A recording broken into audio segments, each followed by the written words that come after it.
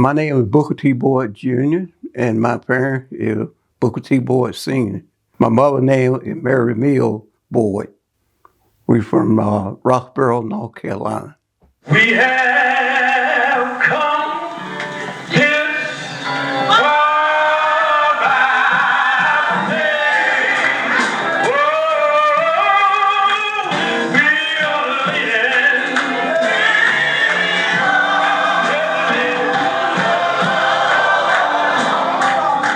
Booker T. Boyd, my father, he came from Columbus, South Carolina, and he moved from South Carolina to Durham. But my mother, she came from Williamsboro, South Carolina, and they got married. And as they got married, they moved to Durham, North Carolina. Already, but during that time, most people they were moving to get better jobs and and looking for better work to do.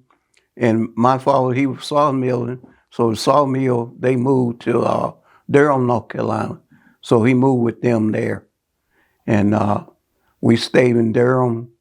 I was born in Durham, and Jeff was born in Durham.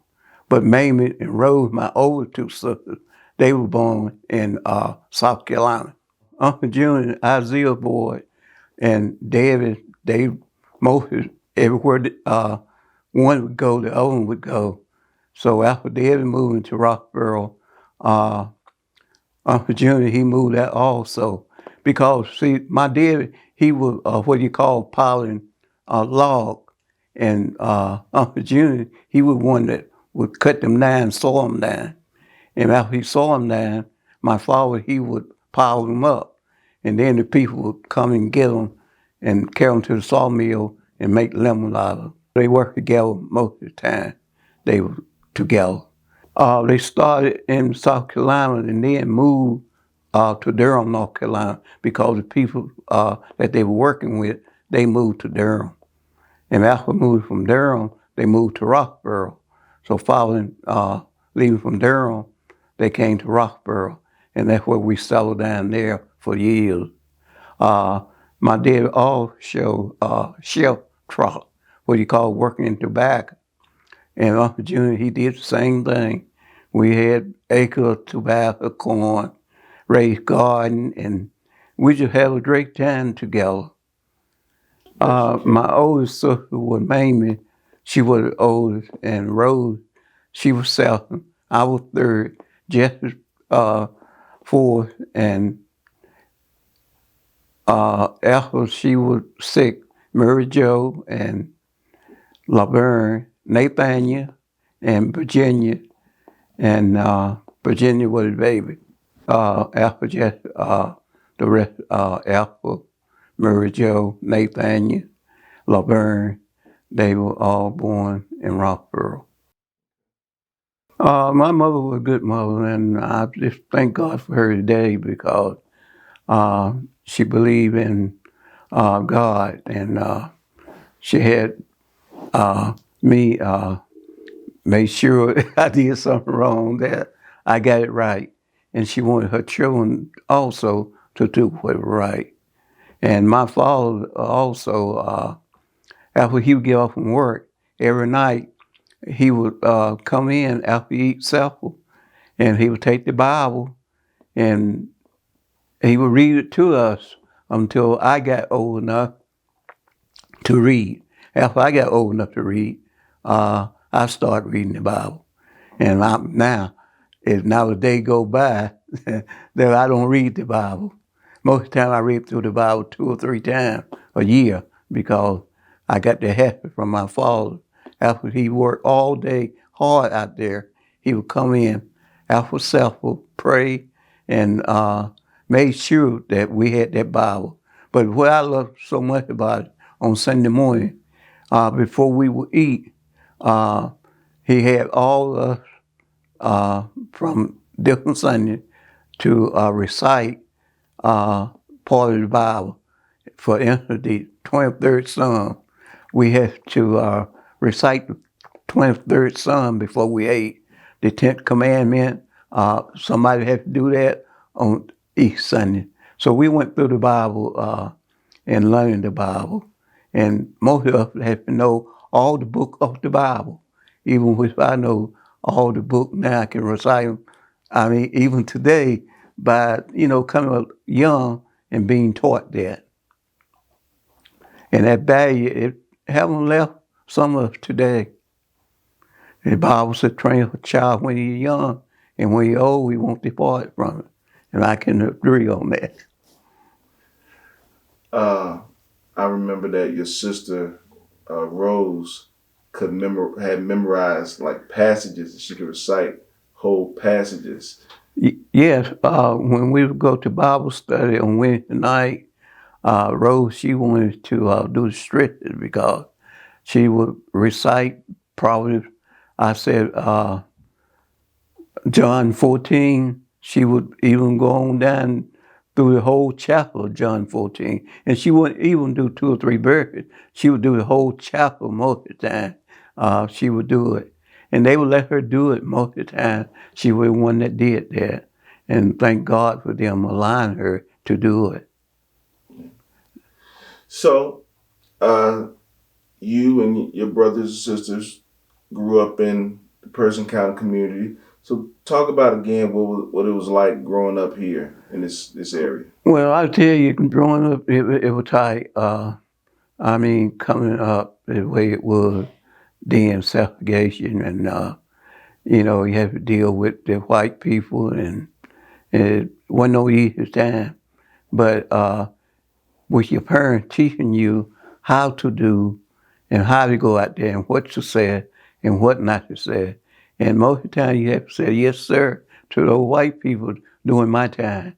And we got used to it, and we didn't mind saying it because we didn't want Ku Klux Klan to come in there because, up there at Shady Hill, they hung a man up there, and the part that we live in, we have a good man that where we live and rented from, and he was good. Family was good. We would even go there and eat in his house because that's the type of person he was. And his son, we would play together. Even fun. I remember the first gun I got over under 22 and 410 that I even have today that his son gave to me because we played together and we were just like brothers. So you also had cousins coming up with you. Yeah, Walter and Dorothy and Ida and Lua and I mean they all were right there together, and we were a big family. And on Sunday evening after we went to church and got back, we got together. Walter and myself, we played together. We grew up together. We fought together and ate together. And I remember one time, Walter, he was a big eater, and he always yelled at me, "You eat so little." So this particular Sunday that Mama had prepared dinner for us, I said, I eat Walter today.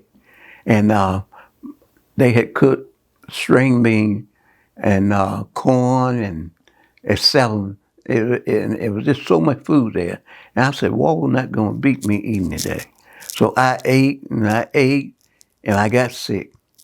And I eat Walter. And that's all he wanted. From then on, boy, he would tease me. I never tried that anymore till I eat him. And they called me a runt because I didn't eat too much. But I didn't mind them calling me runt because I didn't want to get sick and hurt anymore.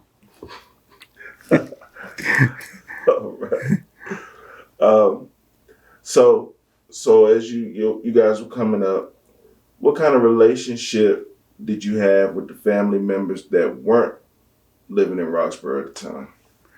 Well, our uncle and thing, they would come up once a year, Uncle Robert, Uncle Frank, and Uncle Nathaniel Boyd, and finally Uncle Nathaniel Boyd, he moved to Roxborough also. And Uncle William Henry Boyd, he came up and he moved to Roxborough, but he didn't stay here long. He went on to Maryland, and Uncle Nate, he stayed here for years, and then he moved back to South Carolina. But those were David brothers that, other than Uncle Junior, that came up here and lived in Roxborough, Uncle William and Uncle Nate. And Uncle Nate, he was something, playing Chester. And he was a champ around here, this and that. But Uncle William, he was good too. So when Uncle William would come here from Baltimore, we'll get that checkerboard. He said, I'm going to get you where you can be. And we would play, and finally I got where I could be. And the special three, where you trap, and you had 3 buttons, and you didn't, the other person didn't have but one, you could catch that person, and you got to make a different line. And Uncle William, he taught me that. So I became a champ after Uncle Nate. And Uncle William, they left because Uncle William took time with me, and he taught me, and I learned very good. I was very good in checker. But we also, after church, we also played ball, and we have a good time, getting out playing ball during that time. And even Dave and them, they would get out there and play ball. But going to the pool, to the creek and fishing, Dave and them could swim and taught us how to do it and how to catch fish and what have you. And, those parents then, they took time with their parents. And we just had fun, and we just had a great time here in Roxborough, North Carolina. Do you remember your grandfather, Isaiah? I remember, Isaiah.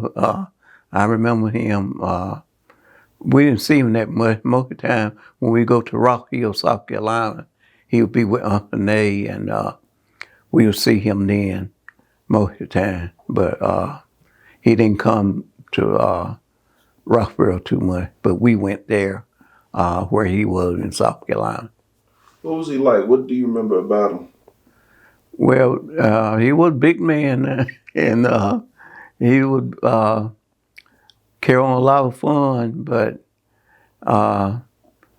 we didn't spend too much time to really get to know him, just like my grandmother. I never saw my grandmother. She died before we got a chance to see her. But I did see my grandfather, and he would carry on and, tell us the rope and different things. And we just have a great time when we got together, 1 or 2 times a year. So you mentioned Uncle William and Uncle Nate. Let's tell me a little bit about the aunts. Talk about Aunt Maddie. Well, Aunt Maddie, she also lived here in Roxborough, North Carolina also. And Uncle Lonnie, her husband, they moved to Philadelphia, and they left. And during that great time, Betty and Berlin and her brother-in-law, we would get together on Sunday, and we would have a great time here. But they didn't stay here long in Roxborough. But his sister, Maddie, Aunt Maddie, she did live here in Roxborough, North Carolina for a short period of time. And Cammy, we didn't see her too much because she was in Chicago, but every now and then she would come and spend weekend with us, and Cammy was a lovely lady, she would just carry on, and we'd just have a great time talking about God. Now they believe in God. The value was put in us to believe in God, and God will see us through what we were going through, because at that particular time, it was something to go through here in Perkin County. Not only in Perkin County, but throughout the world. It was something for black people to go through, but you adopt to it as we went. And by putting God first, Holy Spirit, which I know now, it led us and guided us and kept us.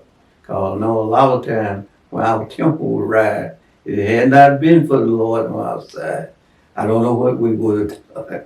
But He was there and He took care of us and brought us through. Tell me about Robert Hezekiah Boyd, Uncle Robert. Oh, Robert, he was great. Every year, my wife, Lucy, and my kid, sibling, we would go there, and most of the time we stayed with him 2 nights, and we'll go to Rock Hill. From Rock Hill, with Uncle Nate Banner Boyd and Willie Mae Boyd, we would come to Columbus and we would stay with them, and then we go by and see Uncle Robert, and then make our round trip and come on back to Roxborough, North Carolina. But we have a great time there, especially when Uncle Robert began to preach the word. He made sure we were going to church before we came back, and thank God for him and his family. Now, do you remember Frank Boyd? You were. Yeah, I remember Frank and Willie Frank and all them, and we would go down there, like I said, 1 or 2 times a year, and we made our rounds, and we went by Uncle Frank. And Uncle Frank would laugh, and you were going to sit around there and be sad, and he would keep something going. And keep by it, he could work on radio, television thing, and he could, just keep things going. If we have a problem, I made sure I won't carry it to him and got it working before I got back. All right. Now, do you remember Frank McCormick? Just a little bit. Don't remember him too much. I don't remember. I remember him, but not too much. On the reunion now, getting that together, I do remember, but as for me, I didn't spend too much time, but my parents did.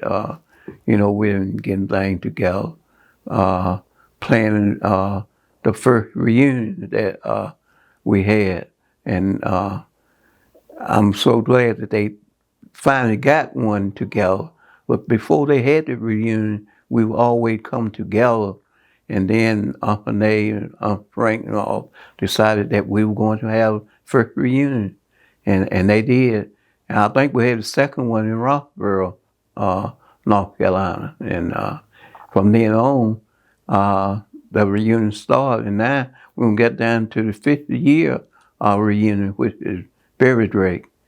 And thank God for our young people now that are keeping it going without teaching them the value that I got. And I can see it in them now and praise God for them having that value, not forgetting where they come from.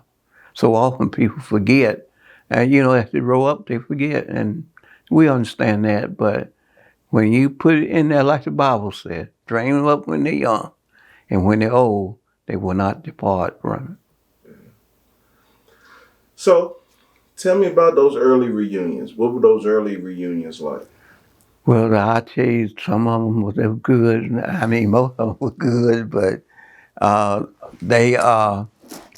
you had to, certain things you couldn't do in the beginning because, like I said, they were based on Christianity and God. Certain rules and things you just couldn't do in reunion. You had to be respected with the old people, especially. Then they'll put you in your place. You get out of order, they will put you there. But they were good because they brought us close together, and we got to know our family. Without those reunions, a lot of people we would not know. And reunions are very good, and we should come together. And I think God wants a big family. I would think He wants them to come together and have that love that we had there. But it was love, and which you don't see, respect. the older people were going to eat first. They weren't going to eat last. You know, generation now, it doesn't care. They say the young people eat first, and you know, it doesn't matter with me. But some people they still think you all respect the elder people, and up to the person. I mean, with me, but you didn't do it then. the the respect will go on to the elder person. You respect your elder. And I think God wants to do same thing. He said, honor your father and your mother, and your days will be long upon the earth. And I believe that because I did it throughout my life, and God blessed me with 84 years, and I still honor the young people as well, so as the old man. Do you remember the first time you hosted a reunion? When was the first time you helped host a It, reunion? in 80 something, I can't remember the year right now, but 80 something that we held the reunion here in Roxborough, North Carolina. And we had a great turnout, and it was very good. And I'm a black belt instructor, and the black belt and thing, they have to do their thing, and they have to show off because it's something I still love and value because it teaches you respect and difference. And, you know, what a lot of people don't have today. But you in my class, you were going to give respect to who it would do to. What was it like? What is it like planning a reunion, being a part of the planning process? I know it was different back then, but what can you remember about just the task? Well, you know, back then, it like you said, it different from today because a lot of places you couldn't get then that we get now, and then they would have them at home where we go to the motel and thing now. People have them at their house, and we would have the fish fry on Friday night, which was one of the main things that when we started we had, and then on Friday night we would have that, and then we'll have our meeting. We come together, and I remember the president when they got the president, Nathaniel Boyd was the first president of the reunion, and it was handed on down. I think we had, but probably two or three. I don't think we have three presidents altogether now during these 50 years, which is very good when people can govern things like they did. But the old family reunion, when they first started, getting to know people that you didn't know, because well, a lot of people that your family you didn't know, and then it just started growing and down through the years, and now look where it is. And this year, it probably be one of the greatest that it ever been, hopefully, by the grace of God. And the value of how value it is for family to know one another and come together and just have love and keep God first in all that we do.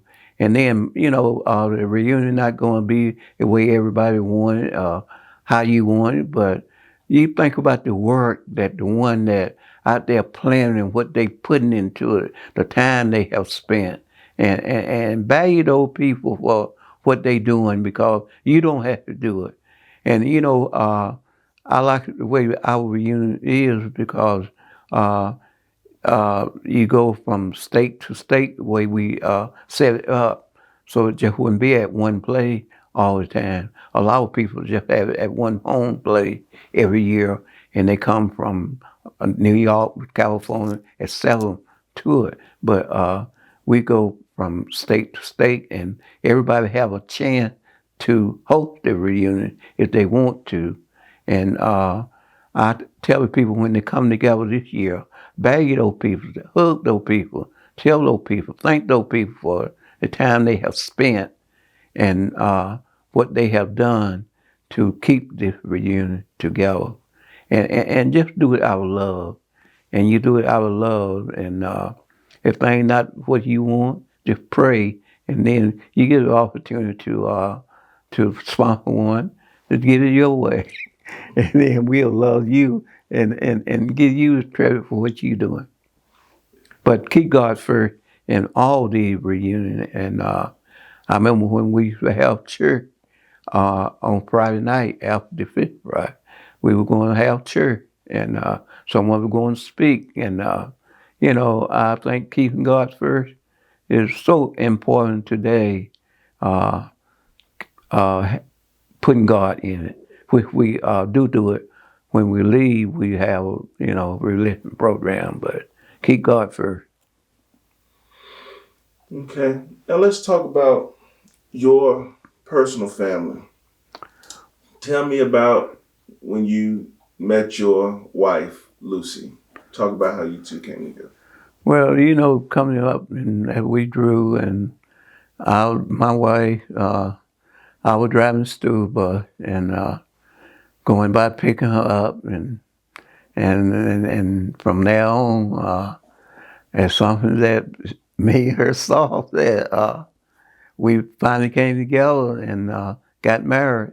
And she would be sitting behind me, I'd be driving, and I didn't know because I was young and out there, and from teenage, we were just teenage, and the love just came, and still, after these 6-some years that we've been together, God haven't taken it away yet, and I believe that He will keep it that way if we do our part.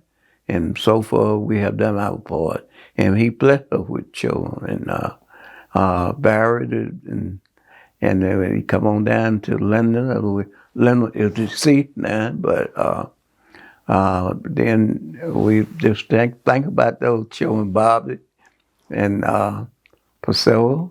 Unless you don't like what you call Priscilla, but I call Priscilla because we named her Luke Priscilla. And she didn't like that name. Well, don't call me Priscilla, but not what she liked, it's what we named her. And she wanted to change it, all right. And then Booker T. the Third, he came on, and we thought we had stopped, but he slid in there some way. And thank God for him that He here today and blessing us today to have him. And all the children, we love them, and we taught them about God. We carried them to church. They were in church. They knew how much that God meant if they would keep Him first, that their life, how much they could accomplish through that. And we can do all things through Christ who strengthens us if we believe that and keep God first. I'm just a believer, and I want people to know that we're believers. And our family, they all believers. And Bobby, Barry, and Booker T. the Third, Lucy. And like I said, Linda, she deceased now, but we have great time together. My kid came up, because like I told you, I was black belt instructor, and I taught them, and they won prizes everywhere. And then I love to go to the pool. I love water. And we would go Sunday afternoon to the pool every different way. We didn't have pool in Roxborough, so we had to go to Durham or go to Virginia to the pool there. But I taught them how to swim, and all my children could swim, and praise God for them, And I got so many grandchildren, great-great-grandchildren now. It just, when we come together, we just got a big family of our own, how God has blessed us and multiplied our family. And we have love, and we have respect. And they know, everyone, they'll tell you that David's going to put God first now. So anything you can't do at Mama house and David's house, because we still have that, because God gets respect, number one, in all that we do. So you do have great-great-grands now? Great, yeah. Wow. I knew your great-grand. I think we got three great, yeah. God is blessing, keep on blessing us. Yeah. And He will if we keep Him first in all that we do. And I'm 84 years old, and I still have that garden out there, and God still give me strength to do it myself. I don't have to get nobody to even help, because by the grace of God, I mean, I praise God for it, because I know where my help comes from. And I just love to go out there and raise that corn, string bean, butter bean, peas, and etc. I mean, I have a nice garden. And I love to give away. I mean, people said, let me know, no money. That's what I do, and God bless me, and God give me strength. And as long as I can do it, I keep on doing it. And because if you plant a garden, you ain't got to worry about food. You know, you got something to eat. So, at some point, you entered into ministry. So, tell me about the calling in the ministry, and why you chose to follow. Well, the minister, God would deal with me when I was young, but it took me a long time before I accepted calling to the ministry. But during the same time I was doing ministry, I came a deacon, and I served in every department of the church I ring that you can serve in. It was maintenance of the church. I did that. The yard keeping, I did that. And usher, I was president of the usher board. I was superintendent of Sunday school, trustee board. And like I said, I was chairman of the deacon board before I came a minister. And during that time before I came a minister, I was still out there speaking different places. I was going to the courthouse on Sunday morning, to the prison inmate there, carrying the word. And finally, I just couldn't run no further, and I had to accept the ministry in 1994. I told God I was just there like Isaiah said, here am I. Lord, I go, send me. And I've been going ever since. This past Sunday, I had to do Family Friend Day for one of my friends. They kept on asking me, come on, I want to do this. And I'm still doing funeral, and God is still keeping me going in the ministry. But I tell everybody, is believe in God, because Jesus Christ is real. He did go out on Calvary. He died for us. And if we believe that he did, you can be saved. You can't live good enough. I don't care how good you try to live, you can't live good enough. I want it to be the best, but it's still not good enough. But I do believe that Jesus is the Christ. I do believe that he is the Son of God. I believe that Jesus raised him on the third day. I do believe that he's sitting on the right hand of God. And I believe that soon and very soon he's coming back, looking for that church. And I tell you, if you don't know him, get to know him, because he is the one, the only one. And I thank God that I don't want to turn back from this word that he have given me. And we have helped so many people to believe in Christ. You know, believe in Christ. People tell you he ain't been gone for over 2,000 years. He hasn't come back. But let me tell you, he coming back. Just keep on believing and trusting in God, because he is coming back. He my help. He my strength. He my all in all. And if you don't know him, just talk to me. I'll get you where you do know him. I think it's perfect to end right there. What you think? Anything else that you want to mention that you didn't get a chance to mention? No, I just tell everybody that come to this 5th year anniversary and enjoy and be happy. And while we're here, just show you love, and just love one another. And that's what it's all about. Love God first, and then love one another. And I want to see a lot of love when I get there. That's why I'm looking for love. God bless you. And just keep on with good work, young people. I'm proud of the young people. I'm just so excited and so moved the way that they doing. And thank God for you all.